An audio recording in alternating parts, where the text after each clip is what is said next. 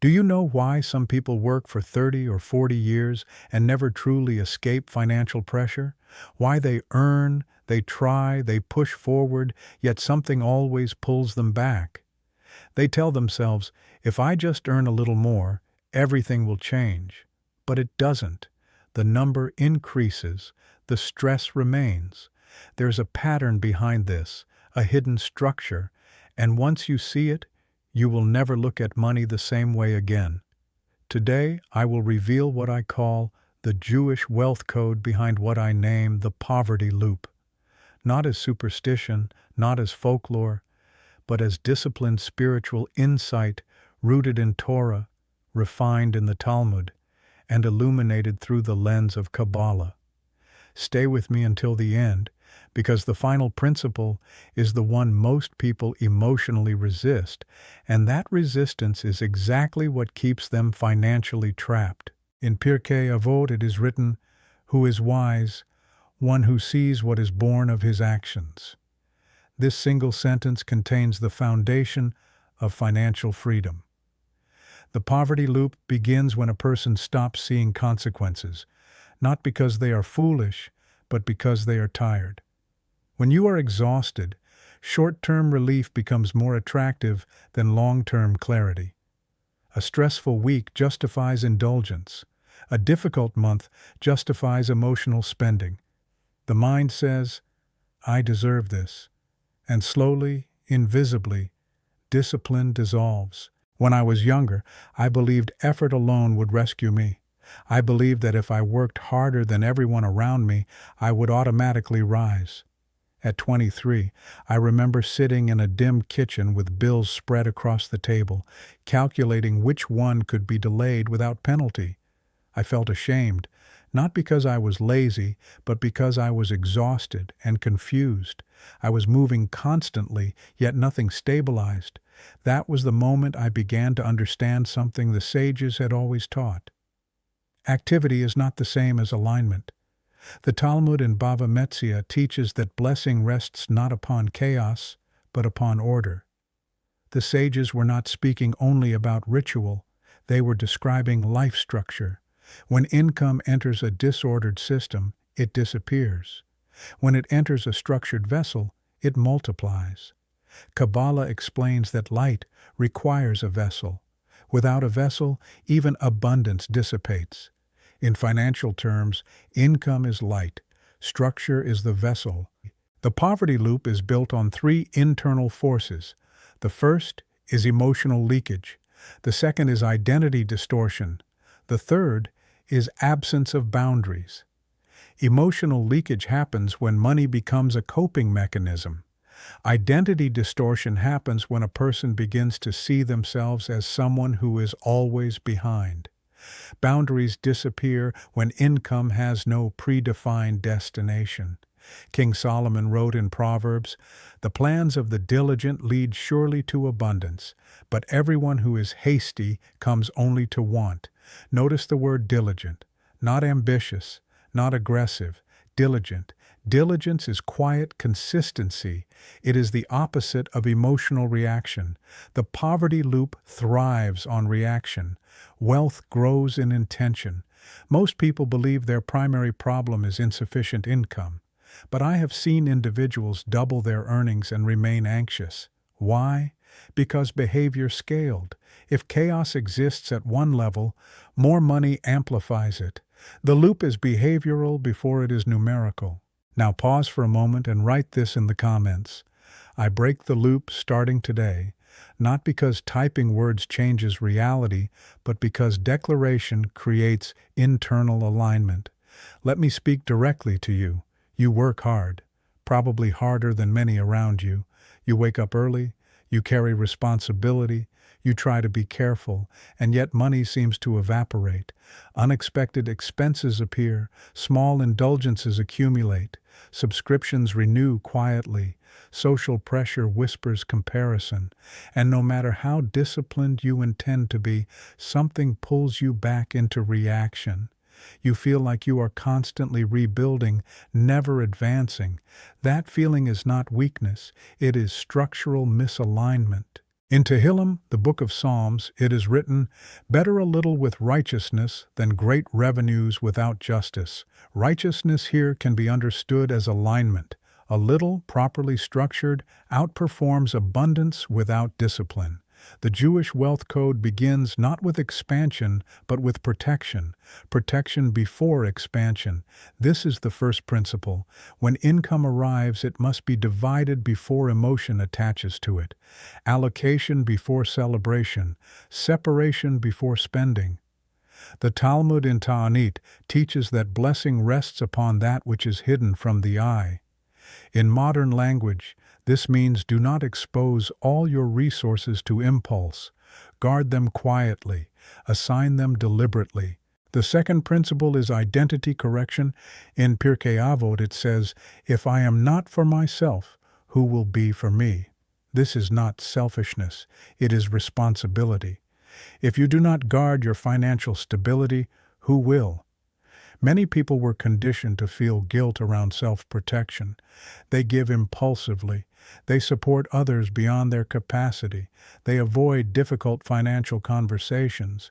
But generosity without structure becomes self-destruction. Identity must shift from struggler to steward.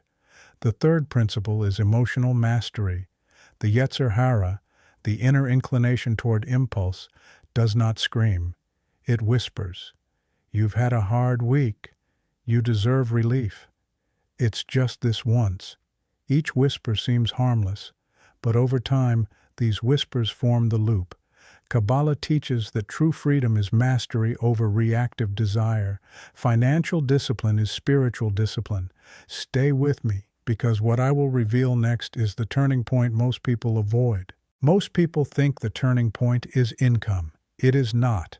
The turning point is awareness of pattern. In the Talmud, in Tractat Bereshot, there is a teaching that a person should examine his ways daily. This examination is not meant to create guilt, it is meant to create clarity. The poverty loop survives because it operates invisibly. When behavior is unexamined, repetition feels natural. You call it life. But it is structure. Let us go deeper. The loop is sustained by three internal agreements you never consciously signed. The first agreement is this: relief is more urgent than discipline. The second agreement, appearance is more important than stability. The third agreement, future self will fix what present self ignores. These agreements silently govern financial behavior. Relief over discipline is the most common trap. After stress, the nervous system seeks soothing. Modern society offers instant gratification as medicine, small purchases, quick upgrades, immediate delivery. The Yetzer Hara does not attack through evil, it seduces through comfort, and comfort without structure becomes erosion. Kabbalah teaches that reactive desire creates spiritual constriction. In practical terms, reactive spending creates financial constriction. Appearance over stability is more subtle.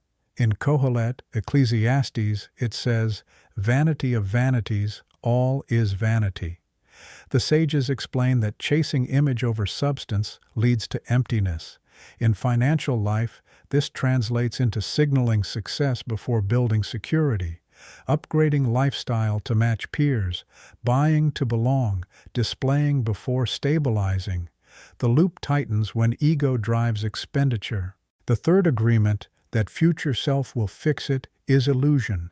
The Talmud in Avodah Zarah teaches that one who delays correction multiplies difficulty. Every postponed boundary increases pressure. Every ignored habit compounds quietly. Wealth and poverty both compound. But they compound from different seeds. You may ask, why does this feel so difficult to break? Because the loop is emotional before it is mathematical. When a person feels behind, they act urgently. Urgency creates haste. Proverbs warns clearly, everyone who is hasty comes only to want. Haste is the rhythm of the loop. Patience is the rhythm of wealth. Now I want you to reflect deeply. How many times have you increased income slightly and felt temporary hope, only to realize months later nothing fundamentally changed? That experience is not random, it is structural leakage. Leakage occurs when there is no designated boundary between earning and spending. The sages emphasize separation in many areas of life. Separation between holy and ordinary, between work and rest, between intention and action. In finance, separation means allocation before emotion. The Talmud in Ketubot teaches that a person should divide income with foresight and restraint. While the context discusses responsibilities, the principle extends universally. Money requires categorization. If income remains undivided, it dissolves into impulse. There is also a spiritual layer of fear. Some people unconsciously fear stability because instability is familiar. Familiar chaos feels safer than unfamiliar discipline. Kabbalah explains that transformation requires discomfort because the ego resists loss of control. The poverty loop is comfortable in its predictability. Breaking it requires courage. You might be thinking, I already tried a budget. I already tried to be careful. But effort without consistency does not dismantle a pattern. In Tractate Yoma, the sages teach that repentance requires sustained change, not temporary regret. Financial discipline is similar. One disciplined week does not break a decade-long loop. Consistency does. Let us speak about identity again, because this is crucial. In the Torah, it says, "You shall be holy." Holiness in Hebrew, kadosh, implies separation. To be separate, to be intentional. When you adopt the identity of someone who guards resources, you become separate from impulse culture. Identity creates distance from destructive normalization. Write this now in the comments. I am a guardian of my resources. This is not arrogance. It is responsibility. There is a powerful teaching in the Zohar that explains that blessing flows where there is alignment between thought, speech, and action. If you say you want stability but act impulsively, misalignment blocks flow. Alignment is when your declared values match your daily decisions. Financial alignment begins with small, repeated boundaries. Let me describe how the loop weakens. First, you implement automatic allocation, not based on mood, but on rule. Second, you track without judgment, clarity without shame. Third, you reduce exposure to comparison. Comparison is fuel for unnecessary expansion. The Talmud warns against envy because envy distorts perception. When you compare constantly, you expand artificially. The sages were not anti-wealth. Abraham was wealthy. Joseph managed resources strategically. The issue is not possession, it is posture. The Jewish wealth code is not about becoming rich overnight. It is about becoming stable through discipline. Stability precedes abundance. Consider this carefully. If you cannot maintain order with a small amount, a larger amount will magnify disorder. This is why sudden income rarely creates lasting security. The vessel must grow before the light intensifies. There is another subtle trap. Many people mix generosity with guilt. They give beyond capacity to avoid discomfort. The Torah commands charity, but it also commands wisdom. The Rambam, Maimonides, wrote about structured giving, not reckless giving. Stability enables sustainable generosity. Without structure, even kindness creates pressure. The poverty loop feeds on inconsistency. Wealth grows from repetition. Repetition of allocation, repetition of review, repetition of restraint. It may not feel dramatic, but it is transformative. Now listen carefully, because this is the deeper turning point. The loop survives through emotional narratives. I deserve it. I'll fix it later. It's only this once. To break the loop, you must replace narrative with rule. Rules do not negotiate. Emotions do. When rule overrides narrative, discipline stabilizes. In Psalms it says, "Teach us to number our days, that we may gain a heart of wisdom." Numbering implies awareness. Awareness implies tracking. Tracking money is not obsession. It is wisdom. When you number your days, you become intentional. When you number your resources, you become accountable. Financial peace does not come from luck, it comes from alignment. Alignment between income and structure, between identity and action, between desire and discipline. The final resistance most people feel is this. They fear losing freedom through structure, but structure creates freedom. Chaos enslaves. Discipline liberates. Now I will show you exactly how to build the vessel strong enough to hold blessing without leakage. To build a vessel strong enough to hold blessing without leakage, you must move from theory into disciplined structure. Spiritual insight without implementation changes nothing. The Talmud in Kedushin teaches that study is great only because it leads to action. Action is where the loop breaks. The first structural move is sacred separation. In Jewish practice, separation defines identity, Shabbat from weekday, holy from ordinary, milk from meat. Separation creates awareness. Financially, separation means your income must never sit in one undifferentiated space. The moment it arrives, it is divided intentionally. Allocation is not restriction, it is clarity. One portion for necessities, one for long-term security, one for growth, one for generosity. Each portion defined before emotion intervenes. When money remains undefined, impulse defines it, and impulse is rarely aligned with your future. There is a powerful teaching in the Zohar that explains that light expands according to the strength of the vessel. If the vessel is weak, even small light causes fracture. In modern language, if your structure is weak, even moderate income increase creates instability. You may have experienced this. A bonus arrives, a raise comes. For a few weeks you feel elevated. Then expenses adjust. New commitments appear. Stress returns. This is fracture, not because abundance is bad, but because structure was insufficient. Let me tell you about a man I once advised. He was intelligent, hard-working, earning steadily, yet every year ended the same way.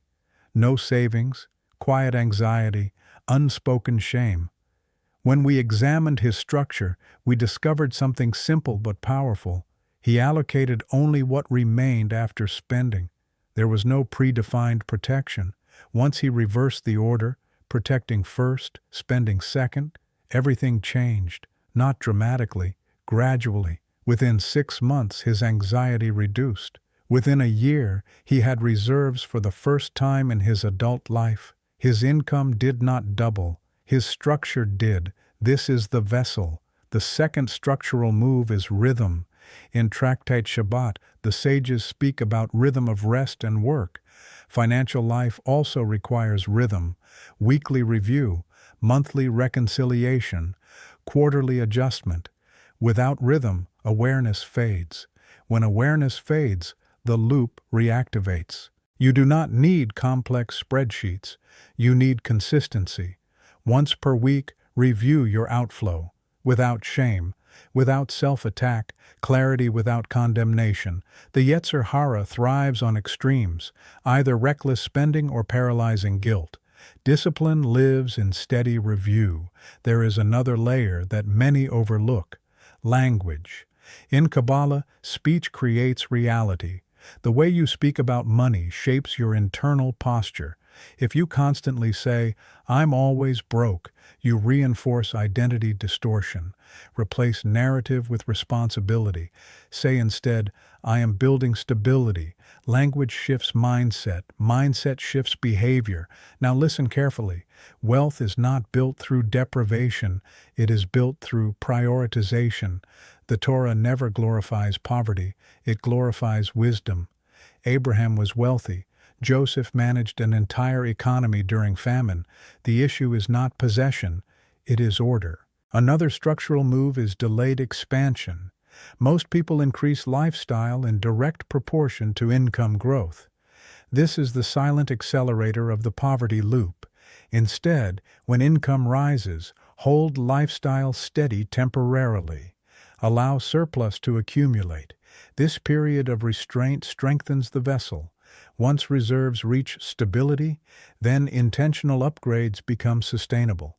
The Talmud in Pesachim teaches that a person should always eat slightly less than capacity and dress slightly less than ability. This is not about denial. It is about maintaining margin. Margin is the hidden engine of freedom. Without margin, every unexpected event becomes crisis. With margin, challenges become manageable. Let me speak about fear. Some people unconsciously sabotage stability because instability feels familiar. Familiar chaos feels safe. Structure feels foreign. The Zohar explains that transformation requires leaving narrow consciousness. The Hebrew word for Egypt, Mitzrayim, shares a root with narrowness. Leaving the poverty loop is a personal exodus from narrow thinking, but exodus requires commitment. There is a verse in Deuteronomy that says, "Remember the Lord your God, for it is He who gives you power to create wealth." Notice the phrase, power to create wealth. Power is capacity. Capacity is skill combined with discipline. This verse does not promise automatic riches. It emphasizes empowerment through structure. Once the vessel is stable, growth becomes strategic. Increase skill value. Improve negotiation. Seek opportunities aligned with your discipline. Growth without structure is gambling. Growth with structure is expansion. Now I must give you a warning. Do not confuse inspiration with transformation. Watching this video, feeling motivated, making one strong decision, this is inspiration. Transformation is repetition. Repetition of allocation, repetition of review, repetition of restraint. The Talmud emphasizes habit as character. Character determines destiny. Another subtle trap is comparison. Social exposure today is constant. You see curated lifestyles, visible upgrades, public success. The Torah warns repeatedly against envy because envy distorts judgment. When you compare constantly, you expand artificially. Artificial expansion weakens the vessel. Limit exposure that triggers unnecessary desire. Protect your attention as you protect your money. Attention drives aspiration. Aspiration drives spending. Write this now. I choose structure over impulse. Declaration reinforces identity. There will be moments when temptation feels justified. An unexpected opportunity, a social pressure, a desire to reward yourself. Ask one question: does this strengthen my vessel or weaken it? If it weakens, delay. Delay is power. Let me tell you something important. Stability creates calm. Calm creates clarity. Clarity reveals opportunity. Many people miss opportunity not because it is absent, but because anxiety blinds perception. When financial pressure reduces, creativity increases. The Jewish wealth code is not mystical wealth. It is structured blessing. Blessing rests where there is order. Expansion without re-entering the loop requires one thing above all: restraint during growth. Most people sabotage themselves not in poverty, but in progress. The moment income increases, discipline relaxes. The vessel cracks under the weight of premature expansion. The Torah describes Joseph managing Egypt during 7 years of abundance. He did not increase consumption during surplus. He stored, he structured, he prepared for fluctuation. That is the model of sustainable expansion. Growth must be accompanied by foresight. In Mishli, Proverbs, it is written, "Through wisdom a house is built, and through understanding it is established." Built and established are two different processes. Many build, few establish. Building is earning. Establishing is stabilizing. If you build without establishing, collapse is inevitable. Now that you understand protection and vessel building, the next stage is controlled growth. Controlled growth means increasing income streams without increasing emotional volatility. It means investing in skill before investing in appearance. It means strengthening competence before expanding consumption. There is a Kabbalistic concept known as Or Yashar and Or Choser, direct light and returning light. Direct light represents incoming opportunity. Returning light represents your response, your boundaries, your discipline. Without returning light, direct light overwhelms. In financial terms, income must meet structure. Opportunity must meet restraint. This is why some individuals experience sudden financial improvement and then decline. They receive direct light without returning light. They expand faster than they stabilize. The loop reactivates at a higher level. Sustainable expansion follows a sequence. First, eliminate high-interest instability. Second, create emergency stability. Third, invest in skill enhancement. Fourth, allocate toward long-term growth assets. Fifth, increase generosity proportionally, not impulsively. Notice the order: stability before generosity, capacity before expansion. There is a powerful teaching in Pirkei Avot. In a place where there are no men, strive to be a man. In financial life, this means where there is no discipline, become disciplined. Where there is chaos, become structured. Leadership begins internally. As your vessel strengthens, something changes within you. Anxiety reduces, negotiation improves. You no longer accept unfavorable terms out of desperation. You choose opportunities from clarity, not fear. Fear-driven decisions recreate the loop. Clarity-driven decisions break it. Let me offer another warning. Do not let pride replace poverty. Pride is another loop. When progress begins, ego whispers, "You are different now." Pride encourages risk beyond capacity. Pride pushes premature display. Humility protects growth. The Talmud repeatedly praises humility because humility preserves structure. The Jewish wealth code is not about superiority, it is about stewardship. Stewardship means you see resources as entrusted, not owned recklessly. This mindset changes how you spend, invest, and give. There will be moments of temptation even after stability forms, market swings, social invitations, unexpected comparisons. The discipline you built in scarcity must remain in growth. Discipline does not retire when income rises. It becomes more important. In Deuteronomy it says, "Lest you say in your heart, 'My power and the might of my hand have gotten me this wealth.'" This verse is not denying effort. It is reminding you to remain grounded. Gratitude stabilizes ambition. When gratitude disappears, reckless expansion begins. Now imagine your life 1 year from now if you apply these principles consistently. Not perfectly, consistently. Allocation before emotion. Weekly review without shame. Controlled growth without ego. Protected attention. Guarded identity. You would not necessarily be dramatically wealthy, but you would be stable. And stability is rare. Stability brings peace. Peace brings clarity. Clarity reveals opportunity. Opportunity, met with structure, creates expansion. This is how the loop is broken permanently. Before we close, write this final declaration: I build before I display. This sentence protects you from re-entering the cycle of image over substance. Subscribe and turn on notifications so you do not miss future teachings. Leave a comment sharing which principle challenged you most deeply. Share this message with someone who feels trapped in financial repetition, and like this teaching so that disciplined wisdom reaches more minds seeking stability. May your efforts align with structure. May your home be established through wisdom. May your income find a strong vessel. May your discipline quiet anxiety. May your growth remain humble. May your generosity flow from stability, not pressure. May you leave narrow thinking behind and walk into spacious clarity. May every step you take be measured, intentional, and blessed. Shalom.